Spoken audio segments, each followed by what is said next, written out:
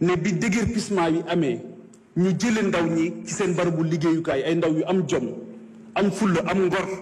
bañ a sàcc bañ a taal bañ a lakk toog seen barabu liggéeyukaay ñu ñëw déguerpir leen pour la première fois encore une fois dama koy waxaat ñu wax déguerpissement te kenn déggul ñu wax recasement ndaw ñooñu nan lañ leen di def wala ndax dañ leen di dugalaat ci avion yi ñu dem witti fële ca Espagne wala nan lañ leen di def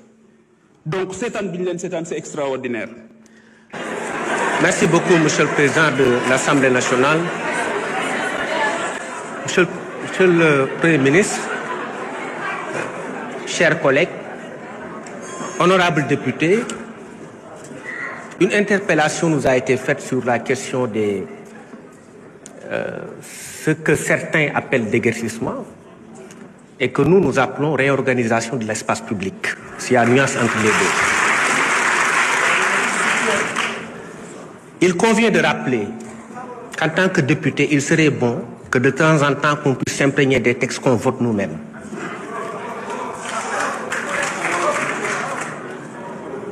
Ceux qui défendent certaines activités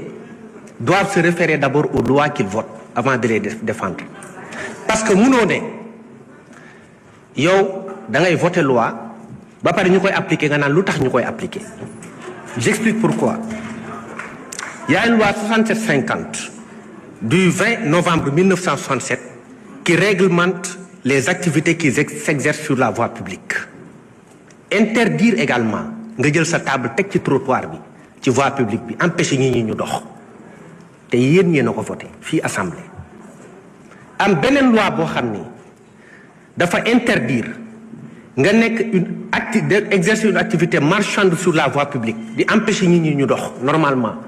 wala nga jël sa table teg ci trottoir aki moo mbedd bi te loi bi dafa ne peine yi mën na dem ba 2 ans d'emprisonnement ferme yow nga voté ko ñëw ñuy dindi loolu nga ne lu tax ñu koy dindi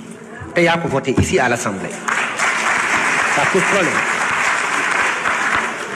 ñun lu ñuy def dañ ko xam parce que c'est des lois qu'on applique gis nga dëkk wax naa ko keroog commission bu laluwul ci discipline ak ordre du avancer.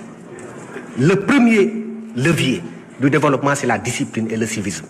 lu ñuy wax fii yëpp ci presse ci économie ak lépp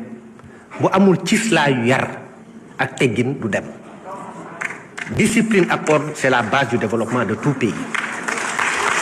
Donc loolu ñun dañ ko assumer te dinañ ko continuer incha allah. beneen affaire bi mooy ba ñu ñëwee dañu def benn circulaire à tous les gouverneurs nañu identifier toutes les zones encombrées ñu xool nuñ ko dégager pour que ordre urbain bi ñëwaat parce que terewuñu kenn mu def jaay mais nañ ko teg ci loi terewuñu kenn mu daan dooleem parce que tamit daan doole ak liggéey mën na ànd ak ordre mën nga ñàkk ba pare set mën nga ñàkk bëgg lu baax ñun Sénégal lan moo tax ay Rwanda wala ay yeneen dëkk yi nga xam ne comme Éthiopie il y a quelques années ñoo leen rawoon ñoom ñu ñëw jël le dessus ba raw ñu tey parce que discipline lañ dawal ak ordre loolu moom la ñuy indi fii Sénégal te incha allah dinañ ko réussir. Enfin je dirais simplement que ku ci nekk bu defee li mu war a def rek dëkk bi dina avancer yow nga ni mbedd mi mbeddu buur la nga jël sa table teg ci trottoir aki moo ko nit ñi war a jàll ci trottoir bi wàcc ci tali bi di dox en concurrence avec les véhicules ba oto yi di leen fiir trottoir yi piétons yi ñoo ko moom tali bi oto yee ko moom marché yi marchand yee ko moom dëkk noonu lay doxee bu ñu ko organiser rek lépp dina baax ñëwuñu fi pour yàqal kenn dañu ñëw simplement pour appliquer nos lois te dañ ko def ci yërmande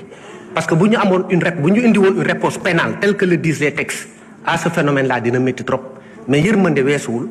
nga am une réponse pénale ba pare di ko def par graduation donc